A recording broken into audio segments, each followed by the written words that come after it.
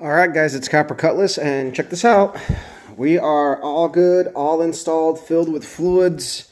I slightly overfilled the transmission fluid, I think, by about half a quart, if not a little bit more. But the nice part about having a drain plug is I can just measure it out with a painter's cup, and I'll drain half a quart, drive it, and then check it, and then drive it, and then check it, and all that fun stuff. But the important thing is that we fired her up, took it for a drive around the block.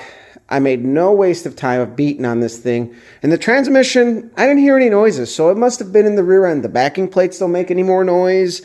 I'm not hearing any more clunks, like pulling up the driveway or out of the driveway. The gear in the past used to howl a little bit. That's gone.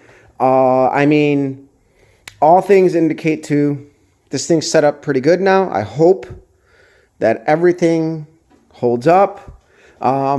I don't think we're going to swap the transmission just yet. So we're going to go out and we're going to go test probably like as soon as we can in April. And I think I got a little bit of work to do on the carburetor end. And, we might pick up on the 60 foot, and that's going to make all the difference. The spark plugs look good. They look clean, but there's still like a slight hesitation if like the timing isn't all in. And I think that's going to be all in the pump shot. In the carburetor and the accelerator pump circuits, but that'll be for track time.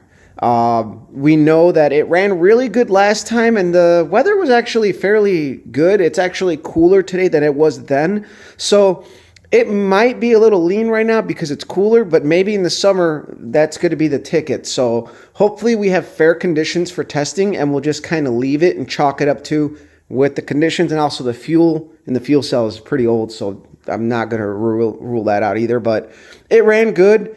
It spun up.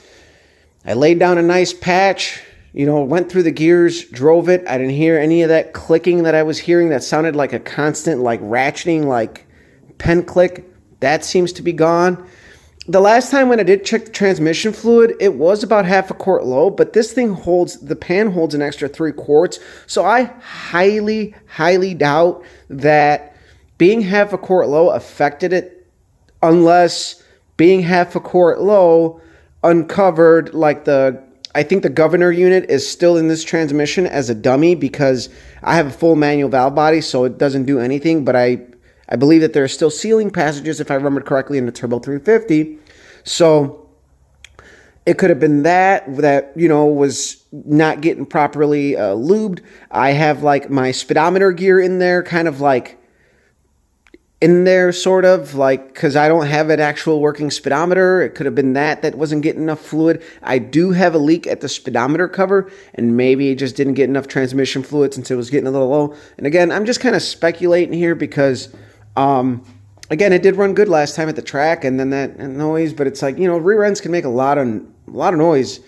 It just seemed to be really pronounced in against cars. But I drove it today and I didn't hear it, and all around the car just feels better with this rear end. Like the drive line kind of tightened up.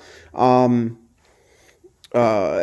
again, I beat on it and everything seems good. No clunks. I'm really happy about how everything went. And again, I got to thank Brian Trick for really helping me get the pattern better than what I had. What I had probably would have been okay, but he really helped me guide me in the right direction as to what I should be doing and what I should be looking for. I've set up a lot of differentials before, and of course, when it comes down to my stuff, I always have a hard time. When I help people out, somehow we get it right. Maybe it's the classic 2 heads are better than 1. Maybe it's just me being me. I don't know. But next thing is, like a couple weeks, the track opens up. Hopefully our drag radials still work. If not, we're going to run the bias plies. We're just going to kind of run the season as is. And the motor's good, no noises, no knocks. I got to recheck the valve lash. I'm going to change out the valve covers and put these nice motherfuckers on there. And then change the pulleys. Just a little stuff like that. I am going to change out the mufflers. We're going to make this thing a lot louder because, this thing sounds great, but I have like a crisis here where I wanted it to be quiet for a while, and now it's just like Nah, this thing deserves to be loud. It's just, it screams at you facially, like visually, and now it's got to scream at you verbally. But so we ordered some jungle.com single chamber mufflers to really set off the nuisances in the neighborhood. But everything is good. I got to, again, take some fluid out of the trans, but that's a thing for another day. My method of bleeding the brakes that I told you guys, where I compressed and pumped the wheel cylinders until I got fluid, and then I closed the bleeder valve up, pumped them, and then opened it up, holding the wheel cylinders together to make pressure. So essentially, I like reverse bled the system. Instead of like pushing it, I pulled it. Fluid's going in the same direction, but essentially the wheel cylinder is doing kind of the same job. It's going to create vacuum, and the brakes hold just as good as they did in the past. I drove it. I probably shouldn't have been driving as spirited as I was, considering my method of bleeding, and not really, I kind of checked it in the driveway, but overall, everything worked out pretty good.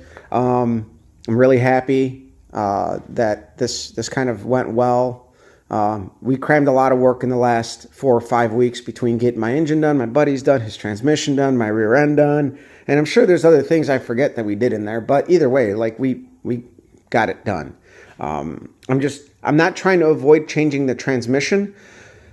If I don't need to do it, I just don't want to do it. Simple as that. But, putting the 5,000 stall converter in it would change the car up. But all things being equal, we're going to see how the 60-foot changes with just the gear swap. So that'll be interesting to see. And then maybe we can finesse the tune down. I got a new O2 sensor I got to put in this thing and get the AFR gauge working again, or maybe just buy a whole new AFR gauge because fuck this thing. Like I've always had issues with it, and maybe it's time to try a different brand. No, I'm pretty happy with how this thing runs. We'll see what it does in a couple of weeks. So stay tuned. I think the next thing that we're going to do is we're going to try to get the engine out of the basement and make a run stand and fire up that turd and see how that goes. So stay posted, stay tuned, share, like, subscribe, follow me on Instagram as Copper Cutlass if you guys want to see a little bit more of my regular work stuff and regular shit, I guess. I don't know if I'm interesting enough to follow, but you guys get the picture. We'll see you later.